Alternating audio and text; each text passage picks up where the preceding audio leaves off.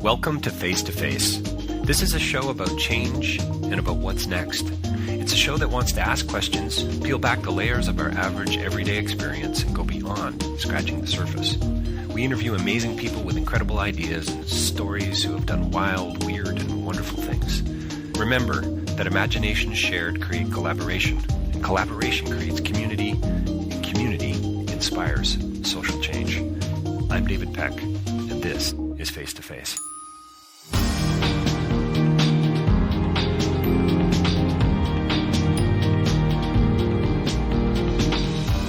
So this was another one of those interviews for me at the Toronto International Film Festival where I felt like I was really kind of breaking ground for myself as an interviewer and as a podcast host, but also just stepping into a historical space with Robert Fisk and Chang.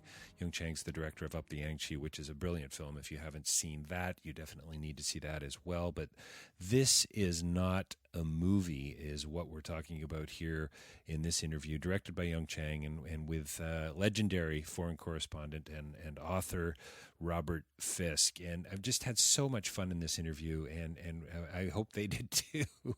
And we talk, I mean, in this era of fake news, and as Robert says, this era of Facebook journalism, which he's critical of, but open to for sure. We talk about a whole lot of things that matter. I mean, I'd like to think this was an interview that's kind of a mile wide, but more importantly, a mile deep as well. We talk about language and we talk about refugees. We talk about the life of a journalist that is spans the globe in an actual geographic literal sense, but also has this global reach as well. And Robert has something to say about pretty much everything. Recording things with his own eyes, he talks about. He talks about how the notebook and the pen for him are still so valuable. And for me, this was just so relevant and so important, this insight that if you aren't on the ground, you can't even get close to starting to tell the truth and to really be paying attention and listening in a way that actually matters. He says something else in the film that again was just so insightful, and that is if you're going to be neutral and unbiased, you need to be neutral and unbiased on the sides of those who suffer. And I think that is a really interesting notion for so many different reasons. He writes as if he's writing to a friend. So listen in for a fascinating interview with Robert and with Young. And also check out the film This Is Not a Movie, coming soon to a theater near you. This was the world premiere at the Toronto International Film Festival. DavidPeckLive.com for more information about my writing and speaking, and you can purchase a copy of Real Change is Incremental there through Amazon. And don't forget FaceToFaceLive.ca. It does cost us a little bit of money. We'd love it if you would consider coming alongside and supporting us. You can do that through Patreon, $1, $5, $10, $20 a month. We have a few supporters there, and a few more would certainly be helpful in the near future. And if you can't do that, and I totally get if you can't, we'd appreciate a quote. Leave us a little review, a line or two on iTunes really does help to get us noticed and to get word out on the street. And sign up for our newsletter. Do forward this podcast to your friends and remind others about Face to Face. And also, you can advertise with us now too. We're starting to break some ground there.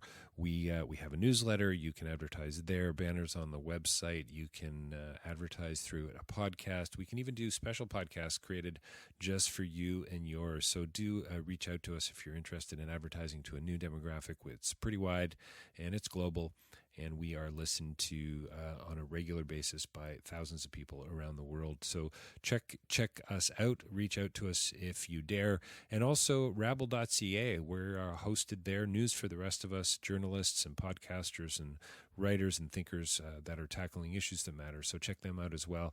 And don't go away. Coming right up, Robert Fisk and Chang, conversation about their new film, This Is Not a movie. Well, welcome to Face to Face. We're joined by two very special guests here with us today at the National Film Board, actually, and in a studio of all things. This is fantastic, soundproof, no interference. Who would have thought that we would be so sophisticated? We have Robert Fisk and filmmaker Chang here to talk today with us about their new film, This Is Not a Movie. Thank you to you both. Thanks for having us. Thank you. Yeah, and straight from the television studio, I understand. So is this like a whole other career now for you, Robert? Is that what's we're No, I've gone on leftist shows like yours before. Excellent. And his film, not ours, by the way. Yes. You've got to take responsibility for the movie. I'll just be we'll defer to the subject for the subject's input, and then the director will talk about the movie. Yeah, exactly. So well, listen. Why don't you give us a little bit? And by the way, congratulations on the film. Thank you. Love the film. Oh, great. It's an essay of a sort. That's what I like to think. Yeah, it's the kind of a film that I think people will be writing essays about and going back to, I hope. And I mean, it really peels back the layers. And Robert, as you say, challenges authority along the way. So hopefully we can dive into some of that. So Young, why don't you tell us a little bit about the sort of just give us a little bit of context for our listeners who haven't probably seen it yet, and hopefully are going to in the very near future. Well, firstly, this film called This Is Not a Movie focuses on the legendary journalist Robert Fisk. 40 years. Legendary is a worrying phrase. What do you like? What do I say? I don't like veteran. I don't like legendary. Veteran's not right. Middle East. You're still working. Middle East correspondent Robert Fisk is Middle East correspondent Robert Fisk. So I don't know you well enough yet, Robert, to know if that was sarcastic tone or if it was sarcastic tone with some intention behind deep it. Cynicism, which has been developed over 2 years of working with this guy. Robert and I have a particular banter between each other. Folks, this is no longer a podcast. It's an argument between Robert and Young. It's not an argument. It's an attempt to intimidate him for another movie that's coming out. Nice. 40 years in the Middle East as a foreign correspondent. And so I came about to make this film because I was curious about how to understand this new media scape of the news and how we interpret the news. And Robert is this, he's someone who's got the longevity and experience in journalism to, I think, be able to speak upon, ideas of what, quote unquote, the truth is. And I always put quotation marks around truth. I think what Young always said to me when we were out in the field, so to speak, is look. He was very struck when Trump won the election. I have other problems in the United Kingdom, as you can imagine. Right. Yes. In the Middle East, there aren't so many real elections anyway. But what worried him and concerned him was that this was a new age in which I don't use words like fake news. I think this is a State Department, White House cook-up of verbalism. But I think there is a great problem now in that those of us in the news business, as it's called in North America, have become so addicted to, Facebook, social media, citizen journalism, which is interesting. I quite like the phrase citizen journalism, sure, but is also inexpensive and often very inaccurate. And I still think in an old-style way that you have to be out on the ground climbing a mountain, which we actually did during the course of making the film, and of going and talking to people who actually live there, as opposed to agency-type cliches, reading the agencies, and basically following a line and a narrative, I hate that word, by the way, set down by governments, including when there is a sane one in Britain. And so for this reason, what I wanted to do when we had spoken about this initially was to say, look, come to Beirut and see what you think. And it was very nice because he didn't try to tell anyone, as many directors do, what's happening in the Middle East. He listened to what they thought was happening. And I said, look, if you want to follow me around, watch me do my work. And I use a notebook and a pen. I don't have all your technological claptrap, but don't tell me to do something again. Don't tell me, can we repeat that shot? Can you ask that question again? Could you ask that Palestinian to move just a little bit to the left over there? Interesting. Because that's not how... You were open to being directed to a point, but not edited. I don't think a director is actually really the approach wasn't that way at all. Yeah. I think early on we established the idea that to maintain the journalistic integrity of this movie, which is the opening quote, by the way, isn't it? True, in a way. And unlike my other quote unquote observational filmmaking approaches, this is one where I can't set the camera up and ask Robert to walk through the frame, or find the perfect composition for the shot. Right. This was sort of about the immediacy, about tagging along with Robert, but and capturing those moments. And if we miss the moments, we miss the moments. So it was about being, really didn't happen often. Didn't happen often. It was really being close to him and digging in through his eyes, his reporting and his reporting methods. Robert, didn't you say in the film as well? I think Young, you left this in. I would imagine quite intentionally. Didn't you say something to the effect of? And I think I have the quote here, but unless you're actually present in the space, in the geography and the context, you can't really even tell the truth. Yes, I did. That's not quite accurate, because I would never use the word space. Okay. I might say the region, the place, etc. Anyway, that's just me getting Sure. No, it's cliches. good. It's good. Yeah.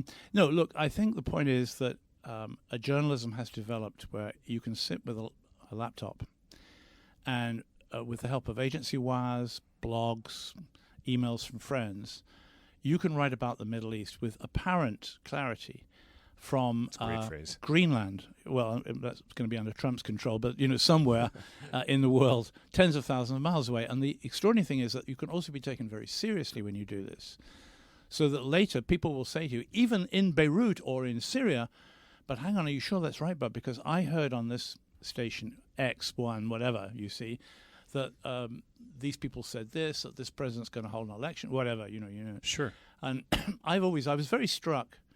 I don't know if I tell this story in the film, but it was a friend of mine said to me, called me up and said, is it true that Mohammed bin Salman, the Saudi crown prince, had visited Netanyahu in Jerusalem, the Israeli prime minister?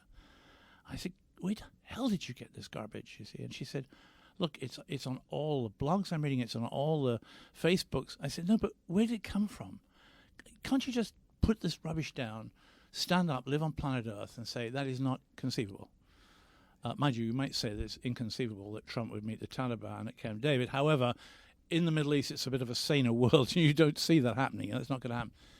And what I always try to say to people, you may not like what I write. In fact, in many cases, they won't.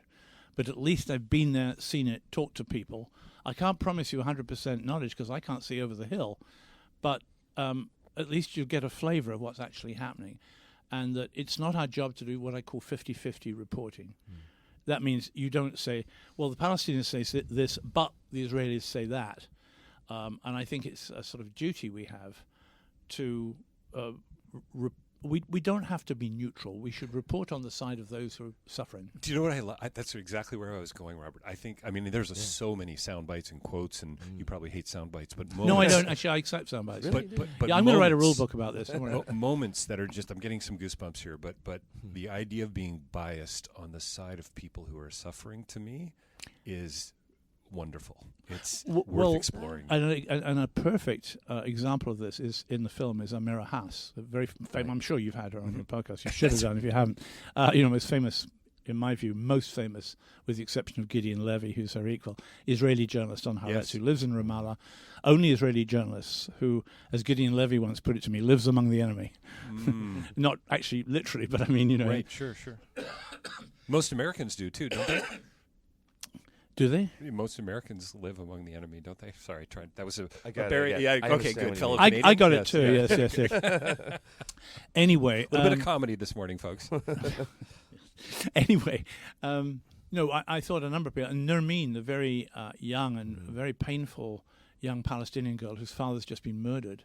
Who's in the film that you go to interview in the film? Yeah, and she just walked out in an alleyway in this filthy Palestinian camp in Lebanon, Sabra and Shatila, of massacre fame, 1982, and started talking to us in very good English, and it was like a miracle suddenly arrived in the street. You suddenly realize the Palestinians are not going to die out. These people are resolute people, and then of course, when we actually went to quote Palestine unquote, we only visited. I put it in quotes because I don't think it's ever going to see a statehood. We went to a guy whose home I visited 25 years ago. His parents are dead now, but you see them in the original film, of how he was thrown off his land and he goes back with me for the first time ever to look at his land. But he's really the only Palestinian, other than that, who's in the West Bank. Other than that, we have Amira, and of course we have that wonderful Israeli settler, who I got to like, actually, oddly enough, who says at one point, amazingly, he says, you know, the Palestinians are so passé, they're so 20th century. They're so 20th century, yeah. I remember, as he said that, I thought, yeah, you're on camera. We got him, yeah. And were you able to go a little deeper? I mean, it's a question for you too, Young. What did you leave out of the film? That's a very good question. There was a lot that we left out of that scene with Chaim, the settler. And, I mean, I think what we put in the film was the essence of what his you know, his you know, what he believed. So that is why we left that in. And you know, there was other moments as we were filming, and that was quite a long morning with him. And was he important for you editorially from a narrative perspective to sort of focus on the ideological kind of impact of taking a position, whether I mean, I rarely try not to polarize. Yeah, it's not quite that simple. It's pretty complicated. It's pretty nuanced. But that speaks to, I think, Robert's approach, I think, to you know, writing a story. And I thought that to go meet with Chaim was a position that you know. Well, I think on that particular trip, you know, why did you want to meet with Chaim? Oh, I wanted to talk very seriously for a long period of time to an eloquent Israeli colonist, as I always call him. It is a colony. Oddly enough, he didn't object to me calling it a colony. And if you remember at the beginning, he says, "Oh, it's, you know, it's like the Financial Times. You really know your stuff around it." All the other reporters, and I said to him, "No, we were on common ground here," you know. But no, it's interesting. In every story that you see me doing in the film, of course, I actually was writing for the Independent. And if you look up my story on Chaim, it'll take you longer to read than it will to watch the interview. Right. Because isn't that fascinating? Yeah. And one of the interesting things about it was that he made a number of statements elsewhere in the film which were not actually correct. And at the time, I put a little note in my notebook, check this. And so I then listed him. I had him say it in my story, and then I did one mistake, one untrue. Not he was lying, but he'd come to believe things that were not, even about the Balfour Declaration, which were not correct. And in a way, I could give more nuance to this guy, whom I came to quite like, as I say. You know, you don't have to take a side if you're going to, you know, write about the suffering of people.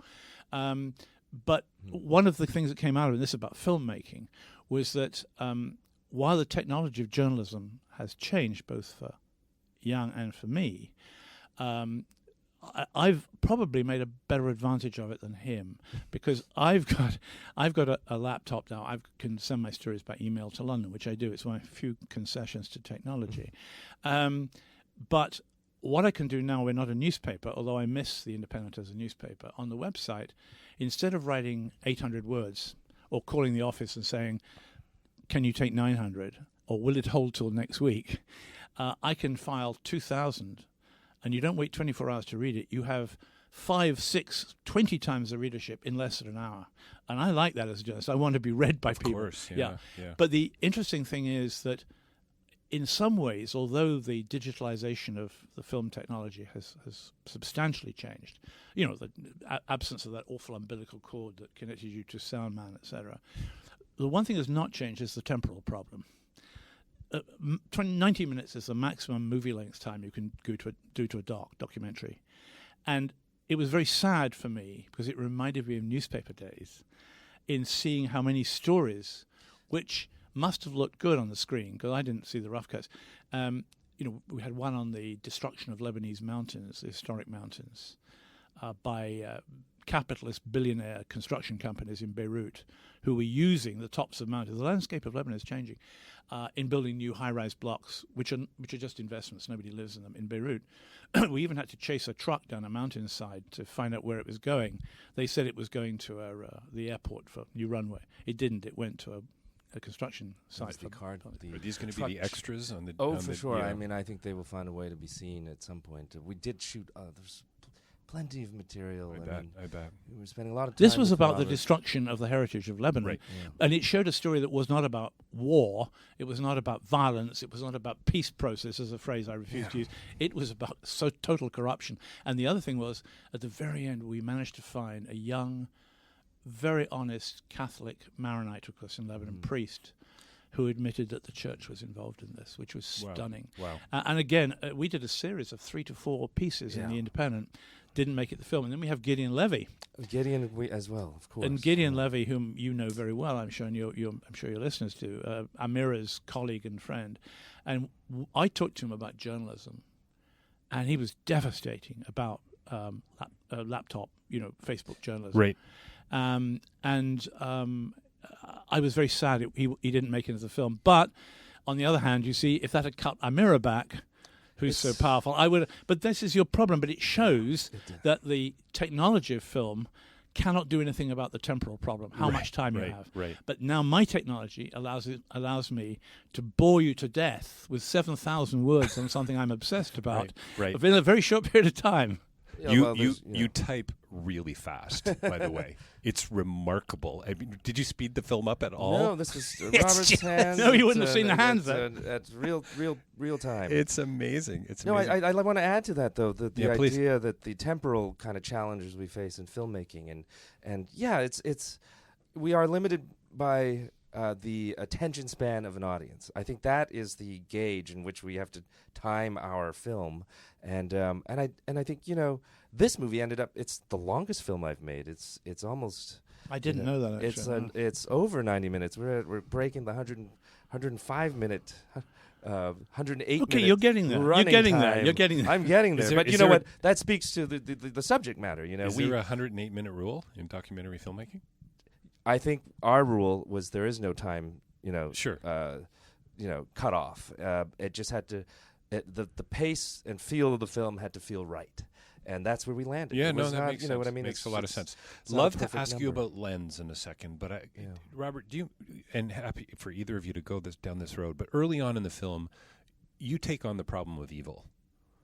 And you say something about it being deep within our souls that allows these things to happen. And these things, capital T, right? These are many. I mean, let's look at the last 300 years of civilized, or whatever. Sorry, of 2,500 years of recorded history, 3,000, whatever it is. Probably, there's a few stains in our past. So anyway, I would love for you to World War talk. I and World War II comes to mind. Yeah, wow. Just the 20th century alone. Yeah. So.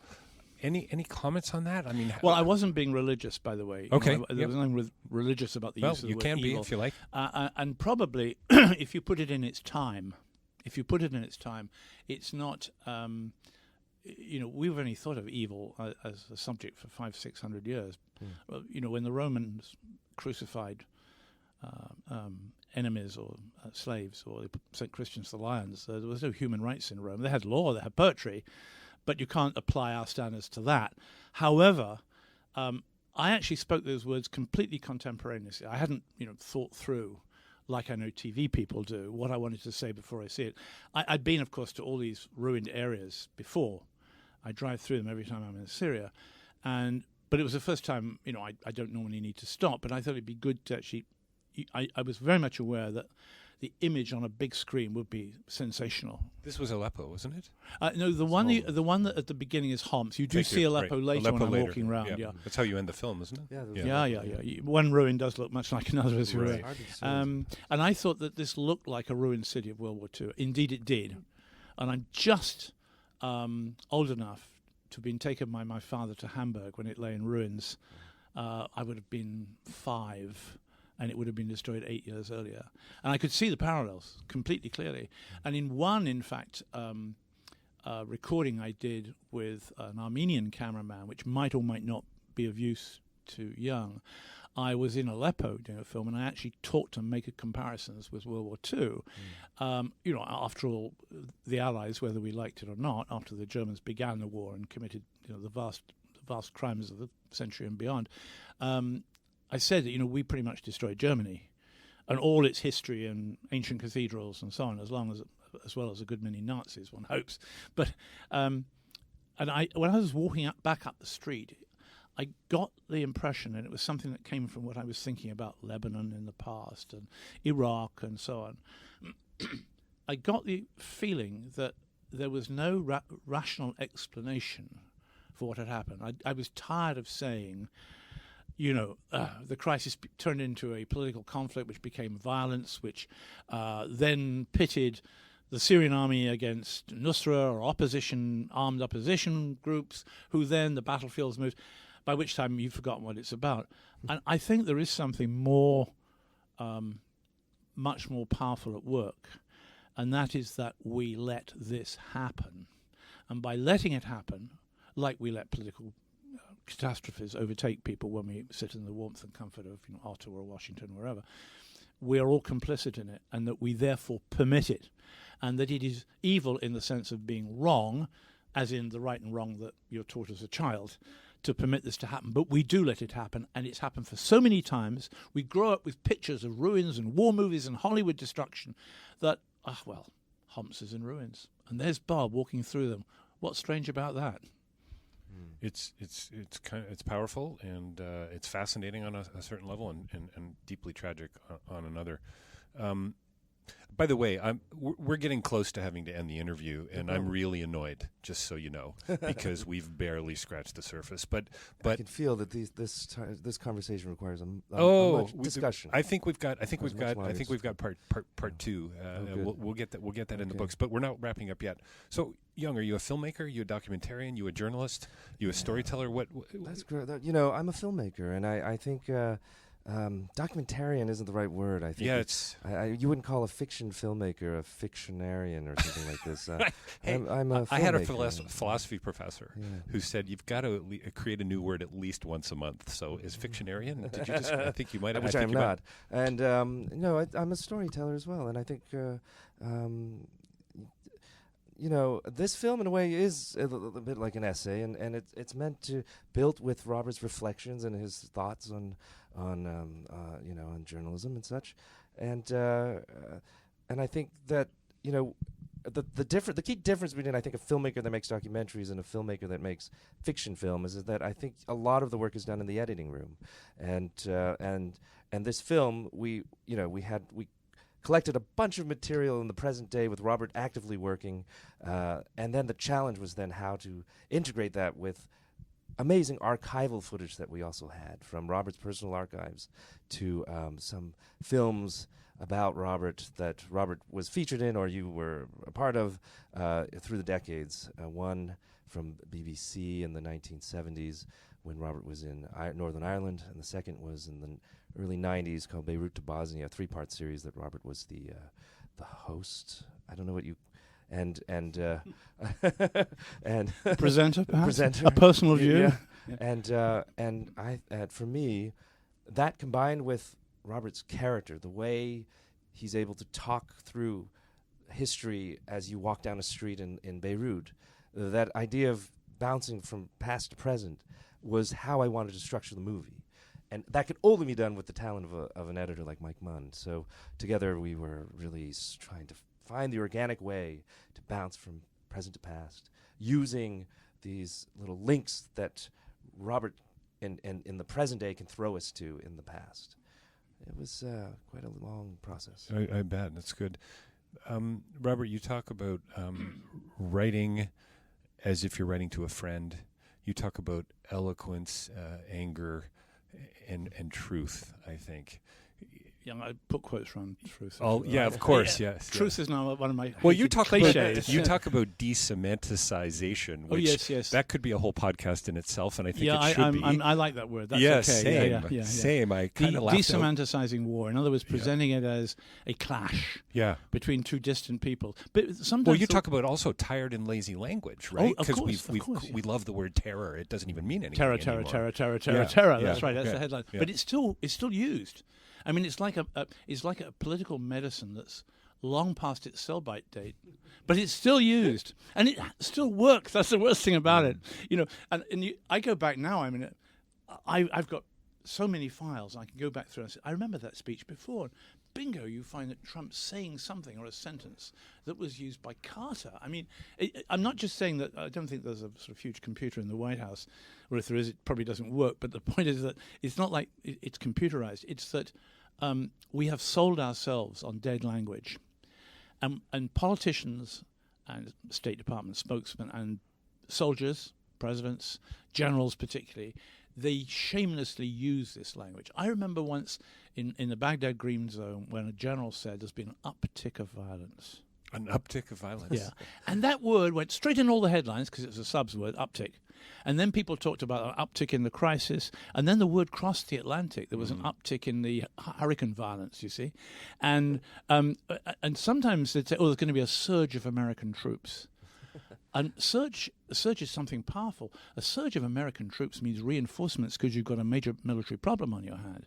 But surge was used as a positive term. Right, and again, they got away with it. It's Orwellian newspeak in a way, isn't it? It's not Orwellian because Orwellian is a deliberate perversion of language, whereas this is a reversion of language. Way more intentional. This is just kind of almost more insidious in a way, isn't it? In a way.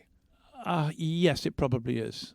I was trying to look to get away from poor old George Orwell, who's always grossly misrepresented. Oh, I mean it in the most positive sense, by the way. Yeah. Yeah, I think Brechtian might be a better word for this, there actually. You go, yeah. But I think that, in a sense, you see, Young does not have this problem in his films, but he must face this problem as a film director, in that this exists in the filmic world in exactly the same way. The cameraman who will always make sure there's a crying baby. Yeah. Or the soldier who will always be taken in silly. No, the soldier who's always going to be on the bridge of a ship, or he's going to be in the desert, proud. Or if you're going to show a dead body, you've got to find one that has conveniently and obligingly allowed itself to be filmed in silhouette against the moon or the dying sun, because if you actually film the close-up, it's hideous. It's a horror movie. Robert, I bet you remember this. Malcolm Muggeridge, this just popped into my head.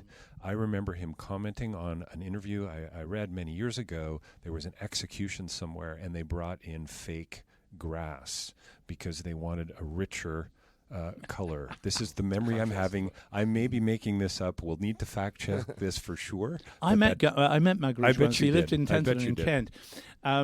He made a number of wonderful and perfect documentaries, which I don't know if you've seen, but you would admire.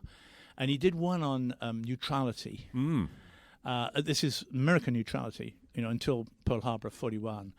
And he was flying over Pittsburgh and Detroit in present day, his present day America in the 60s. Sure. And he went and suddenly showed clips of aircraft being built in American factories. And in his inimitable voice, he said, in America, war primed the pumps, financially, right? And in a sense, his documentaries, which I think were made by the BBC, I still remember them, and I can remember bits of the script. I bet. And I think the same applied when I first saw Young's film on the Yangtze.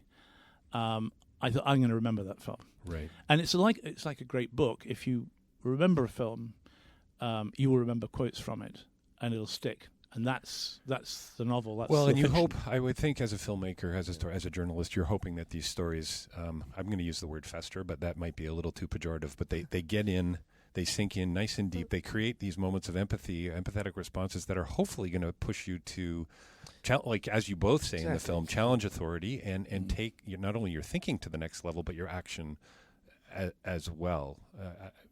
Yeah, no, I can speak on that. I mean, for Up the Yangtze, when the Three Gorges Dam was going to be built, there was a ton of statistical information, and you could look at it, the engineering project itself. You could read about the million of people being displaced, but there was really no sense of that heartbeat of what was going on through the eyes of people who were experiencing it. And so that's why I decided to kind of zoom in and explore what people were actually going through. Marvelous film. Marvelous film, by the way. Oh, thank you. But similarly, I think that's what Robert, I mean, I'm throwing that on you, but I think you were writing emotionally, getting, writing through the so that we can connect to something. I probably should add that I read a huge amount. I probably read 3 books a week. Yes. Well, you like actual paper. Oh, yeah.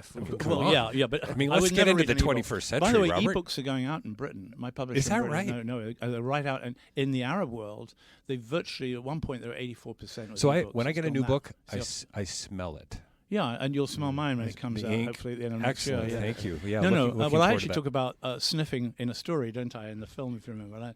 I think, I think one of the things is that it's not just writing as if you're writing for a friend. It's if your writing is really good, it takes over. Right. One of the things in writing a book, and I'm at the moment on page 1,642 of the manuscript of my new book, wow, is there's always a point when I write a book when the book decides where it's going to go. Right. And in this book, it was in the central chapter, which was on religion, and it was going to be about Islam. And it turned out to be about Christianity. And from there on, the book starts moving into darker pages. And it's going to end in in some ISIS. way, I'm not so sure they're that far apart in some respects. And we're moving towards evil again, you realize that? Yeah, absolutely. So we have to wrap this up.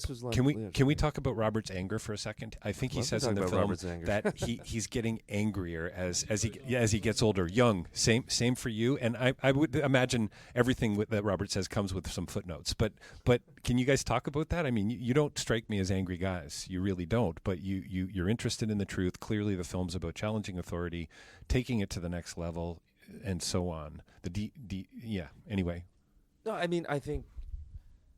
Through the eyes of those who suffer is, I think, a great approach to what a great line. What a great title for an essay. Yeah, I mean, I or a movie. Or a movie.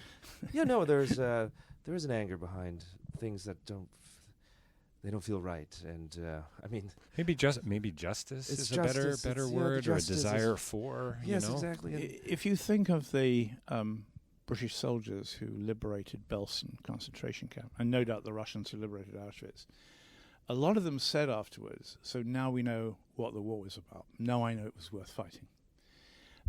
It wasn't just because they were horrified by what they saw. It was because it was people who were suffering. There was absolutely no excuse for this, And on a much smaller scale, I see that very much in the Middle East. You go into a city that's been bombed by the Syrians, by the Russians, by the Israelis in Gaza, and he said, this is a disgrace, human disgrace. This should not be permitted.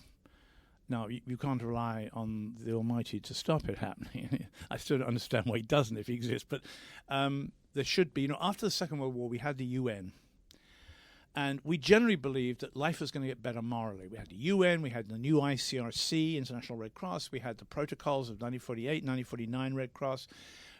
Armies were not going to be permitted or allowed anymore to do aerial bombing, new weapons that would shred people apart, etc., etc. And we've done it all. And war has become very normal now.